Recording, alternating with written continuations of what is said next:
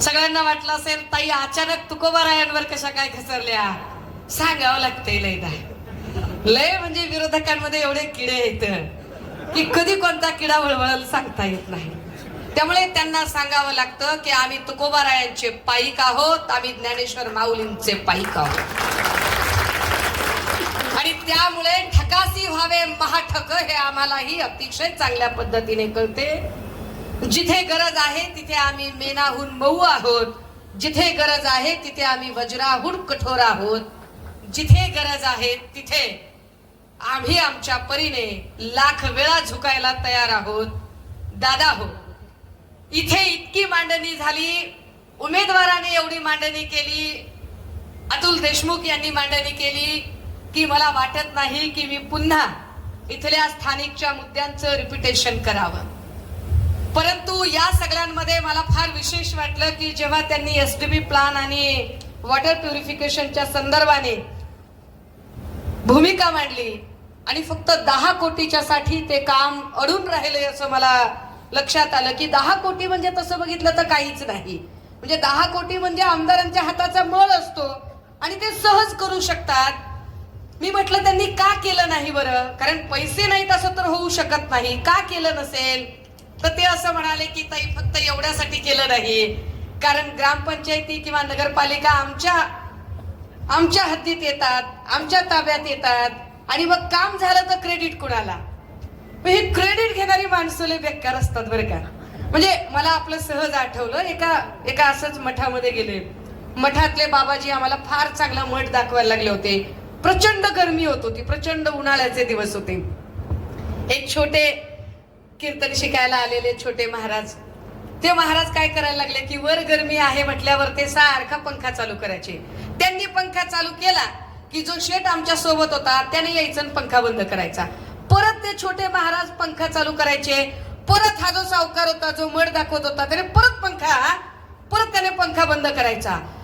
हे 4-5 वेळा झाल्यावर मी म्हटलं त्यांना, अहो असं काय करताय, तर चालू राहू दे की पंखा, गरम होतंय. ती महाराज किती वेळा बेजार बिचारे उड्या मारू ते पंखा चालू करतायत आणि तुम्ही पंखा बंद करताय. ते म्हणले तसं नाही ताई, पंखा चालूच करतो, फक्त ते तुम्हाला दाखवायचं होतं ते पंख्याच्या पात्यावर आपलं नाव आहे. अरे काही जाळायचं होय त्याला. पंख्याच्या पात्यावरच तुझं नाव वाचण्यासाठी जर तू पंखा चालू करत नसशील आणि त्याचा जर आम्हाला जर काही फायदा होत नसेल तर काही उपयोग आहे. म्हणजे क्रेडिट घेण्यासाठी लोक इतकी मरमर करतात. अतुल भैया तुम्ही मला क्रेडिटचा विषय सांगत होतात, मला विशेष वाटलं.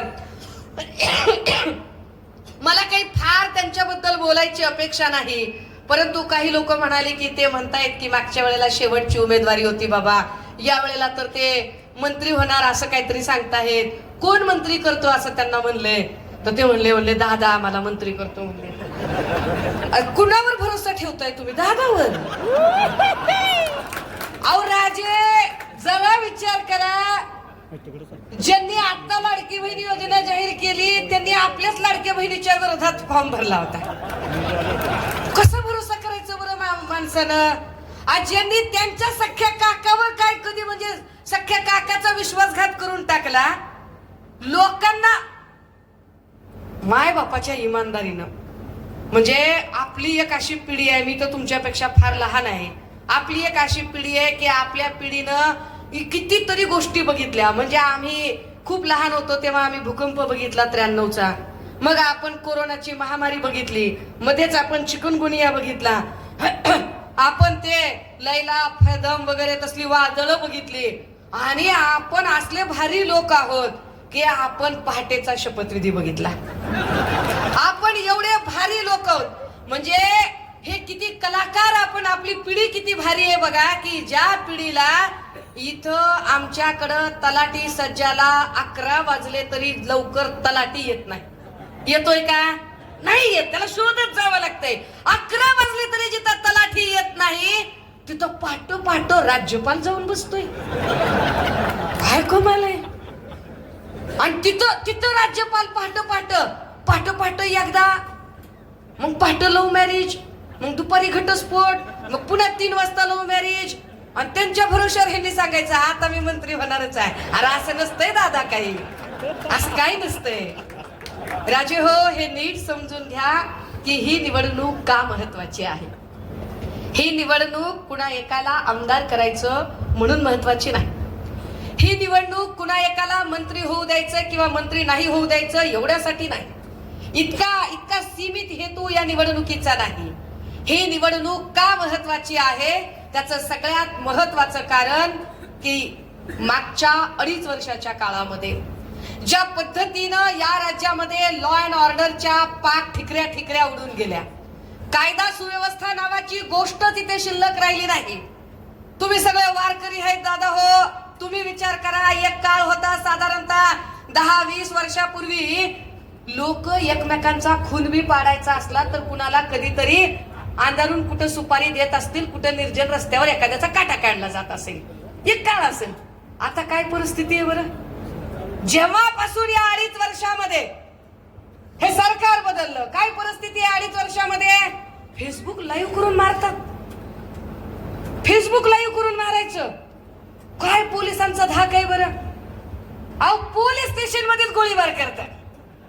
कल्याण मध्ये पोलीस स्टेशन मध्ये गोळीबार केला, ठीक आहे मारून टाकला. काय परिस्थिती आहे? वाय दर्जाची सुरक्षा असणाऱ्या बाबा सिद्दकीला आमदाराला जर मारतेत, वाय दर्जाची सुरक्षा असणारे, आपली काय बात आहे राजे हो? कुठे कायदा? काय या कायद्याची अवस्था? बरं, या सगळ्या पोलीस डिपार्टमेंटचा धाक का नाही? यांची भीती का वाटत नाही? त्या आचारसंहितेचा कॅमेरा असेल तर नीट रेकॉर्ड कर रे दादा. मागणं लपडं नको, आईसाच बोलेन वैसाच बोले, काय ती एकदा नीट रेकॉर्ड करायचं. का पोलिसांचा धाक राहिला नाही? का पोलिसांबद्दल भीती वाटत नाही? कुणीही लुंगा सुंगा उठतो आणि पोलिसांच्या वर्दीवर बोलतो. ज्याची ऐपत नाही, ज्याची बौद्धिक क्षमता नाही असा उठतो आणि पोलिसांबद्दल बोलतो. ती तिकडून कोकणातली आलेली चिल्लर 4 आणि 12 त्यांनी उठायचं आणि बोलायचं. काय सांगतात पोलिसांचं? आता मी काय म्हणलं इज्जतीनं, ए बाबा रेकॉर्ड करा रे तुम्ही, पुन्हा लपडं नको. तुमचं काम आहे रेकॉर्ड करायचं.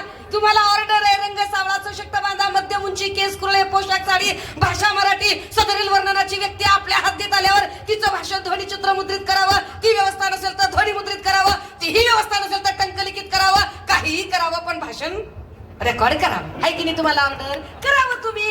काय बिघडतंय त्यानं? पण ते काय सांगायला लागले? त्यांनी धमक्या द्यायला सुरुवात केली. पोलिसांनाच धमक्या द्यायला सुरुवात केली आणि कार्यकर्त्यांना सांगायला लागले, काय राडा करायचाय ते करा, अजिबात घाबरायचं नाही. आपला बाप सागर बंगल्यावर बसलाय. सांगतय कोण? चिल्लर. आपला बाप सागर बंगल्यावर. मी परेशान खायला म्हणलं, मला जेवढं कळतंय नारायण भाऊचा पत्ता तर कणकवलीये. पत्ता बदलला असला तर काय सांगता येते? बघितला पत्ता तपासून तर तिकडं सागर बंगल्यावर तर देवा भाऊच. काय लोक आहेत, बापाचा सुद्धा विसर पडावा ह्यांना. काय लोक आहेत हे. पुढे त्याला सांगायचं, ए कुठं बदली करून टाकेल रे. पोलिसांना धमक्या. काय व्हिडिओ रेकॉर्ड करता? माझा व्हिडिओ रेकॉर्ड करून काय तुम्हाला तुमच्या बायकोला नेऊन दाखवायचंय का? भाषा. पोलिस हो, लक्षात ठेवा तुमचा किती अपमान केलाय ते. कशा पायी ह्याचा व्हिडिओ रेकॉर्ड करेल बरं कोणी? असा कोण चिकना बाण तर ना असा सुरू झाला म्हणता संपत आहे असं कोण? हा दादा हो, या देशात सगळ्यात मोठा कायदा आहे, या देशात सगळ्यात मोठी वर्दी आहे आणि त्या कायद्याचा अपमान जर होत असेल, त्या कायद्याचा मान सन्मान जर इथली सरकार पक्षातली लोक ठेवू शकत नसतील तर अशा लोकांना सत्तेत राहण्याचा अधिकार नाही, त्यांना खाली खेचावं लागेल. का गरजेची आहे ही निवडणूक? ही निवडणूक गरजेची आहे ती आमच्या लेकी बाळींच्या अब्रूची सुरक्षितता ठेवण्यासाठी. काय परिस्थिती करून ठेवली लेकी बाळींची? माया हो, तुम्ही विचार करा. ते आपल्याला 1500 टिकल्या देऊन भुलवायला बघतात. काय होतंय त्यानं? काय उचलतंय? आणि तुम्ही विचार करा राजे हो, मी तर मराठवाड्यातली, तुमच्याकडे हुंडा नसेल. आमच्या मराठवाड्यात चिकार हुंडा द्यावा लागतो. तुम्ही तुमच्या बहिणींची लग्न लावून दिली असतील, तुमच्या लेकींची लग्न लावून दिली असतील. ह्या नौकरदार बाया ह्यांची सुद्धा लग्न होताना ह्यांना बी घ्यावं लागलं असेल, ह्यांना सुद्धा हुंडे द्यावे लागले असतील. काय परिस्थिती असते? कित्येक असे भाऊ आहेत, कित्येक असे बाप आहेत ज्यांनी आपल्या लेकींची लग्न लावून देण्यासाठी 5-5, 10-10, 20-20 लाख रुपये खर्च केले, आपापल्या ऐपतीनुसार खर्च केले. काहींची ऐपत नसेल तरी त्यांनी कर्ज काढून खर्च केले. तोला मोलाचा झालं पाहिजे लग्न म्हणून तोला मोलाचा खर्च केला. राजे हो, तुम्ही विचार करा. तुम्ही कधीतरी तुमच्या बहिणीच्या लग्नात जे काही 10-20 लाख रुपये खर्च केले, जे काही 5-25 तोळे तिला सोनं घातलं, हे सगळं करताना लग्नामध्ये जे काही तुम्ही तिथं मांडलं असेल रुखवत, भांड कुंड, काय तुम्ही कुकर, मिक्सर, कपाट, खुर्ची, टेबल, सोफा, हे सगळं जिथं मांडलंय तिथं तुम्ही कधी बॅनर लावला का? लाडक्या बहिणीच्या लग्नात 20 लाख खर्च केले. लावला बॅनर? लावा की. मी लहान आहे तुमच्यापेक्षा. लावला कधी बॅनर? नाही लावला. कधीतरी तुम्ही बहिणीला भेटायला गेला असाल, बहिणीने सांगितलं असेल, बघ तुझ्या दाजीची गलगलच आहे, बघ दुकानात चलना गेलंय, पोरग सारखं आजारीत पडायलंय, असंच झालंय, ह्याचा पगारच नाही झाला, तुम्हाला बघवलं नाही. तुम्ही गुपचूप बहिणीच्या हातात असे 10-5 हजार ठेवून आला. कित्येकदा झालं. बस स्टँडला येऊन बॅनर लावला का? लाडक्या बहिणीला 10,000 रुपये देऊन आलो. लावला बॅनर? नाही लावला. का लावला नाही? तुम्ही बॅनर लावला नाही कारण तुम्हाला बहिणीच्या नात्याचा आब कळतो. तुम्ही बॅनर लावला नाही कारण तुम्हाला बहिणीच्या नात्याची मर्यादा आणि त्याचा सन्मान कळतो. तुम्ही बॅनर लावला नाही कारण भावा बहिणीच्या नात्यात तुम्ही बहिणीच्या गरिबीची कधी खिल्ली उडवली नाही. काय करताय ते लोक रोज ऍडव्हर्टाईज देऊन 1500 टिकल्यासाठी 20-20 लाखाचा बॅनर लावतात. म्हणजे ते आमची इज्जत काढतात, आमचा अपमान करतात, आमच्या गरिबीची टिंगल करतात. आणि माया हो, सगळ्या माया तुम्ही नीट समजून घ्यायचं. माय तुम्हाला भावानं घरी बोलवलं, वास्तुशांतीला बोलवलं, लग्नाला बोलवलं, पूजेला बोलवलं, अजून कशाला बोलवलं. भावानं तुम्हाला 2 नाही 5 हजाराची साडी घेतली, पण दाजीला बी विचारलं नाही, लेकराला बी कपडा घेतला नाही. नेसता साडी? नेसता का? मागच्या हो सांगा नीट, नेसता का साडी? हात हलवून सगळ्या बाया, नेसता का साडी? नाही नेसत. का? क्लिअर कट सांगता, अरे माझ्या नवऱ्याला घेतलं नाहीस, माझ्या लेकराला घेतलं नाहीस, तुला काही वांज वाटले का? मी माझ्या नवऱ्याला घेतलं नाहीस तू. माया हो, मग तुम्ही विचार करा की तुमच्या दाजीचा खिसा ते कापायला निघाले, तुमच्या लेकराचं शिक्षण ते कापायला निघाले. ह्या लोकांचं काय करावं लागेल? का सत्ता गरजेची आहे? का बदल गरजेचा आहे? तो बदल यासाठी गरजेचा आहे की इथल्या आमच्या गोरगरिबांच्या लेकरांच्या तोंडचा घास ज्यांनी पळवला. दादा हो, मागच्या 2.5 वर्षामध्ये 70 प्रकारच्या परीक्षा झाल्या आणि 70 प्रकारच्या परीक्षांमध्ये 65 प्रकारच्या परीक्षांचे पेपर फुटले. एक परीक्षा द्यायची म्हटल्यावर किती खर्च येतोय? एक परीक्षा द्यायची असेल तर एका पोराला किमान 1,000 रुपयाचं चलन भरावं लागतं. 200 रुपये कम्प्युटरला भरायला जातात.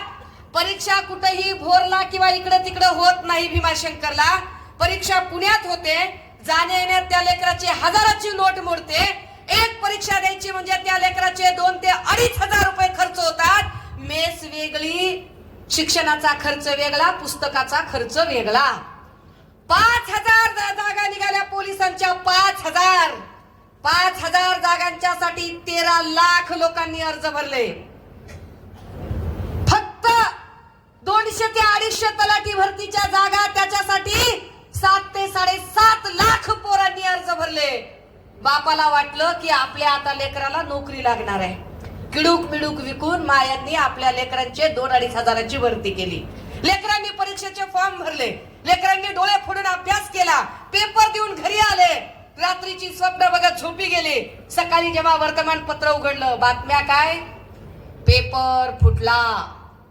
200 मार्काच्या पेपर मध्ये 200 पैकी 208 मार्क. यांच्या बापानं तपासला होता पेपर. 200 पैकी 208 मार्क. पेपर फुटला. किती पेपर फुटले? 65 प्रकारचे पेपर फुटले. पैसे कुणाचे गेले? 13 लाख गुणिले 1,000. आणि कुणाचे पैसे गेले एवढे? या घोटाळ्याबद्दल कुणीच बोलत नाही. गोरगरिबांच्या लेकरांच्या नोकऱ्यांच्या नावाखाली प्रत्येक नोकरीचा फॉर्म ते लेकरू भरते आणि प्रत्येक नोकरीचा पेपर फुटतो आणि या घोटाळ्याबद्दल कुणीही बोलत नाही. काय करायचं याचं? का पेपर फुटतात? पेपर फुटतात कारण खाजगी पद्धतीने परीक्षा पद्धती सुरू केली. परीक्षा घेणारी यंत्रणा पूर्वी सरकारी होती, एमपीएससी परीक्षा घ्यायची. आता परीक्षा घेणारी यंत्रणा खाजगी करून टाकली, वेंडर पद्धतीने नोकरी भरती करून टाकली. हे तुमचे सारथी असेल, महाज्योती असेल, बार्टी असेल, या ठिकाणी खाजगी पद्धतीने नोकर भरती. सही घेतात त्याची 35,000वर, देतात त्याला 22 ते 25,000 रुपये. कुणी ठेकेदारी केली? ही ठेकेदारी कुणाची? हे सगळं परीक्षा घेण्याचं कॉन्ट्रॅक्ट कुणाला दिलं? हे परीक्षा घेण्याचं कॉन्ट्रॅक्ट मिळालं बीव्हीजी क्रिस्टल कंपनीला. ही बीव्हीजी क्रिस्टल कंपनी कुणाची? ही बीव्हीजी क्रिस्टल कंपनी प्रसाद लाडची. प्रसाद लाड कुणाचा? प्रसाद लाड देवेंद्र फडणवीसांचा. देवेंद्र फडणवीस कुणाचे? तर फडणवीस भाजपचे. भाजप कुणाची? अदानी अंबानीची. आणि मग गोरगरिबाचं कोण आहे? गोरगरिबाचं असू शकतं एकाच नाव, उद्धव बाळासाहेब ठाकरे. आणि गोरगरिबांचा विचार करू शकतो महाराष्ट्राचा जाणता नेता आदरणीय शरदचंद्रजी पवार साहेब. का गरजेचा आहे हा बदल? की ज्या लोकांनी भांडवली पद्धतीने इथली परीक्षा पद्धती बिघडवून टाकली, आम्ही सांगतोय की आम्ही सत्तेत आल्यावर काय करणार, तर आम्ही सत्तेत आल्यावर पहिल्यांदा ही ठेकेदारी पद्धतीने जी परीक्षा पद्धती होती ती रद्द केली जाईल आणि परीक्षा पद्धती पुन्हा सरकारी पद्धतीने सुरू केली जाईल. माया हो, तुमच्या 1500ची जाहिरात होणार नाही, पण महाविकास आघाडी सत्तेत आल्यावर इथल्या गृहलक्ष्मीला, इथल्या महालक्ष्मीला महिना 3,000 रुपये द्यायला तयार असेल. आणि ते कुठली तरी जाहिरात करायला लागले. एक बाबा बसमध्ये बसते आणि ती बसमध्ये म्हणते, आता मी कुठं बी फिरू शकतो. मग योजना बंद पडली तर काय? आणि कशी पडल? दादा, त्या सगळ्यांना सांगितलं पाहिजे महाविकास आघाडी सत्तेत आल्यानंतर इथल्या सगळ्याच माय मावल्यांना मोफत प्रवासाची सोय असेल. जेव्हा देवेंद्रजींचं सरकार आलं, देवेंद्रजी वारंवार आधी सरकार येण्याच्या आधी म्हणत होते शेतमालाला भाव, शेतमालाला भाव. प्रत्यक्ष मात्र ते जेव्हा सरकारात आले तेव्हा त्यांनी शेतमालाला भाव दिला नाही. दादा हो, तुमच्याकडे सोयाबीन जास्त येत नाही, तुम्ही बटाटा आणि इतर पिकं पिकवणारे लोक आहात, पण मी कोरडवाहू शेतातलं लेकरू आहे. माझी आई कोरडवाहू शेतात राबते. 2014 ला भाव होता 3800 रुपये ते 4000 रुपये. नंतर मध्ये मध्ये भाव झाला 4400. जेव्हा 4000 भाव होता तेव्हा देवेंद्र फडणवीस सांगत होते 6000 भाव मिळाला पाहिजे, पण 6000 भाव त्यांनी एकदाही दिला नाही. मला आनंद आणि अभिमान आहे की सन्मान्य पक्षप्रमुख उद्धव साहेब सत्तेत असताना पहिल्यांदा कापसाला भाव आम्ही 12,000 पर्यंत नेला आणि सोयाबीनचा भाव आम्ही 6,500 पर्यंत नेला. मला आनंद आणि अभिमान आहे की पहिल्यांदा सन्मान्य पक्षप्रमुख उद्धव साहेब मुख्यमंत्री असताना कुणाची फार चौकशी न करता, देवेंद्रजी सांगतात तसा तत्वता अभ्यास वगैरे न करता सरसकट कर्जमाफी आणि सरसकट 7/12 कोरा केला. आम्ही पुन्हा एकदा सांगतोय की आम्ही सत्तेत आलो तर 3 लाख रुपयाची सरसकट कर्जमाफी शेतकऱ्यांना दिली जाईल. 3 लाख रुपयाची कर्जमाफी सरसकट आणि शेतकऱ्यांना प्रोत्साहन म्हणून 50,000 रुपयाची सवलत दिली जाईल. 1 रुपयाचा विमा असं म्हणत आपली फसवणूक केली यांनी. 1 रुपयाचा विमा म्हणत आपल्या लोकांकडून पैसे लुबाडून घेतले आणि विमा कंपन्यांचं भलं केलं. आपण सगळे कांदा उत्पादक, बटाट्याचं उत्पादन करणारी माणसं. मागच्या वेळेला अवकाळी पाऊस आला तेव्हा सुरेश भाऊंच्या सोबत मी इकडच्या सगळ्या शेतवाड्यांमध्ये फिरून आले होते. काय परिस्थिती आहे? जर एकदा कांद्याची पात उभी राहिली आणि समजा वरून पाऊस पडला, कांद्याच्या पातीत एक पाण्याचा थेंब गेला, खाली पाणी गेला की कांदा नासून. कोण नुकसान भरपाई? नुसते बोलत राहिले. बघता बघता आचारसंहिता लागली, आपल्या हाती काहीच लागलं नाही. बटाट्याची तीच अवस्था. बटाटा मधल्यामध्ये भोंग आणि किडल्यासारखा झाला, त्याची वाढच झाली नाही. कुणी नुकसान भरपाई द्यायची? शेतमालाला हमी भाव असला पाहिजे. केंद्राचं केंद्रात बघू, परंतु राज्यात MSP आला पाहिजे. यासाठी महाविकास आघाडीने जाहीरनाम्यात सांगितलं की शेतमालाचा हमी भावाचा कायदा सत्तेत आल्यावर महाविकास आघाडी करेल आणि आम्ही त्यावर काम करू. दादा हो, काय शाळांची परिस्थिती आहे बरं आता? शिक्षण परवडतंय? एका घरात एका लेकराचं शिक्षण परवडू शकते, पण जर 2-4 भाऊ एकत्र राहत असतील, एका एकाला 2-3 लेकरं असतील, 2 पोरीच होत्या, तिसरं पोरग होऊ द्या, 3 लेकरं झाली. 3 लेकरांचा खर्च शिक्षणाचा परवडत नाही. एका लेकराला वार्षिक 2-2, 3-3 लाख रुपये खर्च लागायला लागला. कुणाचे बाचे पैसे आणायचे एवढे? बरं, पुन्हा शाळा यांच्या सगळ्यांच्या. आता महाविकास आघाडीने सांगितलं फक्त मुलींनाच नाही, तर महाविकास आघाडी सत्तेत आल्यानंतर मुलींइतकंच मुलांना सुद्धा मोफत शिक्षण दिलं जाईल. आम्ही काय करणार आहोत हे फक्त आम्ही सांगतो. आम्ही काय करू शकतोय, आम्ही काय करणार आहोत. आम्ही आरोग्य विम्याचं बोलत आहोत. का आम्हाला आरोग्य विम्याचं बोलावं असं वाटतंय? कोरोनाच्या काळात तुम्ही आम्ही सगळ्यांनी फार जवळून महामारी अनुभवली. तुम्ही आम्ही सगळ्यांनी मरण जवळून अनुभवलं. कुणाच्या जगण्याचा भरोसा नव्हता. त्या काळामध्ये प्रत्येकाला रेमडेसिवीर काय असतं, ऑक्सिजन काय असतं याची किंमत कळली आणि एक ऑक्सिजन युक्त हॉस्पिटलचा बेड किती महत्वाचा असतो याचीही किंमत कळली. महाविकास आघाडीने त्याचा विचार केला आणि आदरणीय पवार साहेब, आदरणीय उद्धव साहेब यांनी सांगितलं की महाविकास आघाडी जेव्हा सत्तेत येईल तेव्हा 50,000 पर्यंतचा कुटुंबाचा आरोग्य विमा यावर आपल्याला विशेष काम करायचंय आणि प्रत्येक कुटुंबाच्या आरोग्य विम्यासाठी काम करायचंय. दादा हो, मी मगाशी म्हटलं की लेकी बाळींची सुरक्षितता फार महत्वाची. काय परिस्थिती झाली बघा. हिंजवडीमध्ये 8व्या मजल्यावर 70 वर्षाच्या आजी, 8व्या मजल्यावरून 70 वर्षाच्या आजीला 6व्या मजल्यावर फटफटत खाली आणलं आणि 6व्या मजल्यावर बलात्कार झाला. 28 वर्षाच्या माणसानं केला. लक्षात येत नव्हतं कुणाच्या. खाली सिक्युरिटी गार्ड होता, त्याने सीसीटीव्ही वर बघितलं. सीसीटीव्हीत बघितल्यावर त्याला कळलं की वर काहीतरी गैरप्रकार चालू आहे. वर सिक्युरिटी जाईपर्यंत आजी बेशुद्ध पडल्या होत्या. 70 वर्षाची आजी इथं सुरक्षित नाही. त्या बदलापूर मध्ये 3 वर्षाचं बाळ, बलात्कार शब्द वापरू वाटत नाही.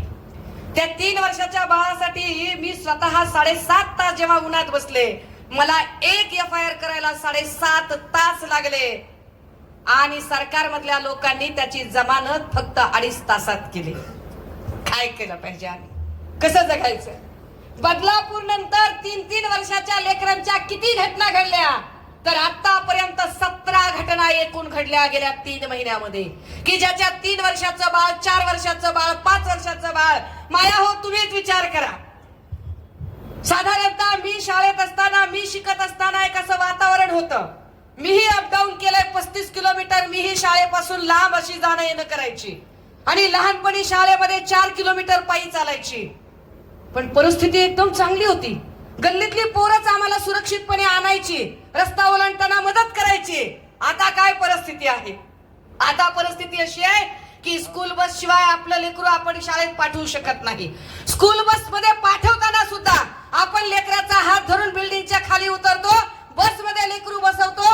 जोपर्यंत बस हलत नाही आपण जागचे हलत नाही. लेकरू बस मध्ये जरी बसलं तरी जीवात जीव नाही लेकरू घरी येईपर्यंत. पुण्यात धावत्या बस मध्ये लेकरावर काय झाला प्रसंग ते बघितलं. लेकी बाळी सुरक्षित नाही. लेकी बाळींची आबरू सुरक्षित राहणं, लेकी बाळींना सुरक्षित ठेवणं हे या मंडळींना अजिबात जमलं नाही.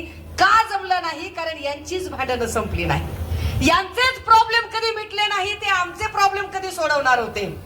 आता एक वेळ आली आहे की इथल्या लेकी बाळींच्या सुरक्षिततेसाठी आम्ही असं म्हणतोय की आम्हाला आमच्या बहिणींना आर्थिक सक्षम तर करायचंच आहे, पण त्याच सोबत त्यांना सामाजिक सुरक्षितता सुद्धा प्रदान करायची आहे.